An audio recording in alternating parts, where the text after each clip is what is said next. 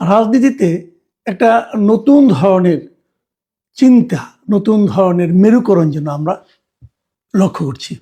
সেই মেরুকরণ ভোট নিয়ে যেরকম হচ্ছে, যে ভোটের কি মেরুকরণ হবে, কোন ভোট কোন দিকে যাবে, এই আলোচনা যেমন হচ্ছে, তেমনি হচ্ছে যে আন্তর্জাতিক অঙ্গনে অথবা আমাদের আঞ্চলিক রাজনীতিতে আমরা কোথায় কে অবস্থান করছি সেই বিষয়ে।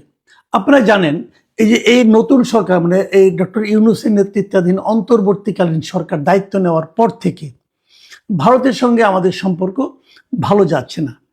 ভালো যাচ্ছে না মানে না বলে বরং এভাবে বলা যায় যে ভারতের সঙ্গে আমাদের সম্পর্ক এই যাবৎকালে সবচেয়ে কম ভালো যাচ্ছে, সবচেয়ে খারাপ যাচ্ছে। এতটা খারাপ সম্পর্ক আমি এর আগে কখনো দেখিনি। যতটা না আসলে খারাপ, তার চেয়ে বেশি যেন আলোচনায় খারাপ, তার চেয়ে বেশি যেন কথাবার্তায় এক ধরনের বৈরিতা। ওকে পছন্দ করছে না। ভারতের মিডিয়াগুলো আমাদের ব্যাপারে নানা ধরনের বিদ্বেষমূলক কথাবার্তা ছড়াচ্ছে, আমাদের মিডিয়াগুলো কম যাচ্ছে না। তো এই যখন পাল্টাপাল্টি অবস্থা, সেই অবস্থার মধ্যে আমাদের একটা নির্বাচন এসে গেছে, একদম কানের কাছে চলে এসেছে। আর 1 মাস 10 দিনের মতো আছে ধরা যাক। এই সময় যে ঘটনা সবচেয়ে ইতিবাচক, আমরা এর আগে কিন্তু দেখেছি, আগেও বলেছি আমরা, যে ভারতের পক্ষ থেকে বলা হয়েছে যে তারা একটা নির্বাচিত সরকারের সঙ্গেই সম্পর্কটা ইজি হবে, এরকম একটা কথা তারা বলেছে। যে এখন আমাদের সঙ্গে যেরকম ভিসা নিয়ে গন্ডগোল, ভিসা দেওয়াই হচ্ছে না, আমাদের ভিসা অফিস ওখানে বন্ধ হয়ে গেছে, আবার এখানে ওদের ভিসা অফিস মাঝে মাঝে বন্ধ হয়, মাঝে মাঝে খুলে, কোথাও কোথাও ভিসা অফিস তারা সরিয়ে নিচ্ছে। এই যে ঘটনাগুলো ঘটছে, এগুলো একটা নির্বাচিত সরকার আসার পর নর্মাল হবে, এই ধরনের ইঙ্গিতপূর্ণ কথাবার্তা আমরা ভারতের পক্ষ থেকে শুনেছি। তো এখন তো নির্বাচিত সরকার ঘনিয়ে আসছে, 1-1.5 মাস পরে তো আমাকে নির্বাচিত সরকার পাবো। তখন কি হবে? তখন ভারতের আচরণ আমাদের প্রতি কেমন হবে? এটা কিন্তু এর মধ্যে আমরা এই যে বেগম খালেদা জিয়ার এই যে জানাজা, এই জানাজাকে কেন্দ্র করে এবং শেষকৃত্যকে কেন্দ্র করে বিভিন্ন প্রতিবেশী দেশগুলোর যারা নাকি সরকারি প্রতিনিধি দল আমাদের এখানে এসেছিল, সেই ঘটনার প্রেক্ষিতে আমরা যেন কিছুটা বুঝতে পারছি। কারণ ভারতের পররাষ্ট্রমন্ত্রী এস জয়শঙ্কর এসেছেন, এসে আবার চলেও গেছেন, ওনাদের বিশেষ বিমানে এসেছেন, ওভাবে চলেও গেছেন। কিন্তু তার এই আশাটা কিন্তু খুব একেবারে মানে আপনার কেবলই সৌজন্যমূলক আশা আমি কিন্তু তা মনে করি না। এখানে কিছু একটা ইঙ্গিত যেন রয়ে গেছে ভারত সরকারের পক্ষ থেকে। এই যে ভারত সরকারের এবং সরকার প্রধানের মোদির যে শোক বার্তা, সেটা তিনি তারেক রহমানের কাছে হস্তান্তর করেছেন, ওনার সঙ্গে ওনাকে সমবেদনা জানিয়েছেন, জানিয়ে আবার চলে গেছেন।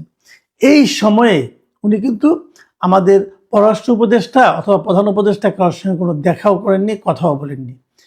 পররাষ্ট্র উপদেষ্টার সঙ্গে সৌজন্য বিনিময় হয়েছে শুনেছি, কিন্তু প্রধান উপদেষ্টার সঙ্গে উনি কোনো দেখা করার চেষ্টাও করেননি।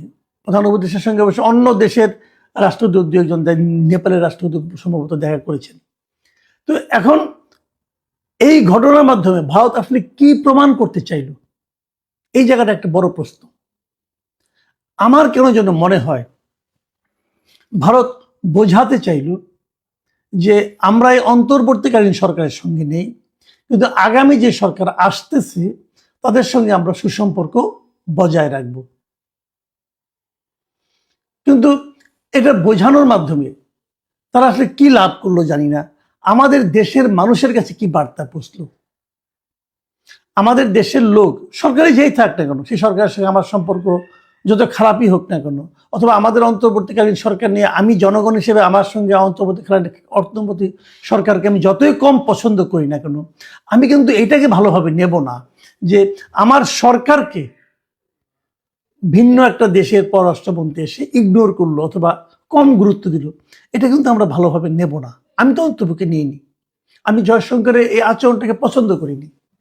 আমার কাছে আমি মনে করতাম ভালো হতো যদি উনি প্রধান উপদেষ্টার সঙ্গে দেখা করতে চাইতেন, অথবা আমাদের পররাষ্ট্র উপদেষ্টার সঙ্গে দেখা করতে চাইতেন, অথবা দেখা করতেন, একটা বৈঠক করতেন আধা ঘন্টার, কোনো সমস্যা তো ছিল না।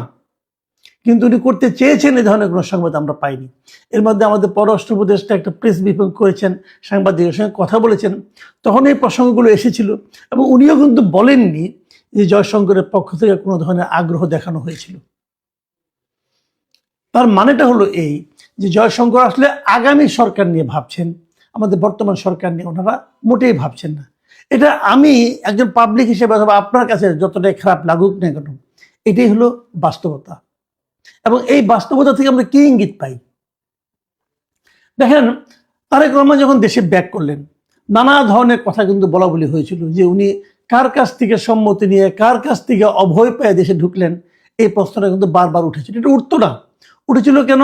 যে তার আগে তারেক রহমান নিজেই একটা ফেসবুকে একটা পোস্ট দিয়েছিলেন যে ওনার দেশে আসা না আসাটা ওনার একার ইচ্ছার উপর নির্ভর করে না।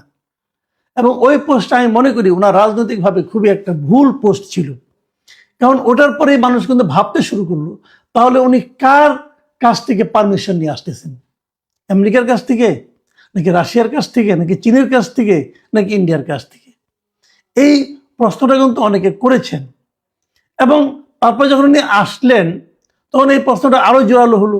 এবং এখন যখন জয়শঙ্কর এসে ওনার সঙ্গে দেখা করলেন, তখন মানুষের মনে কিন্তু এই ধারণাটা আসলো যে তাহলে কি ভারতের কাছ থেকে পারমিশন নিয়ে উনি ঢুকলেন?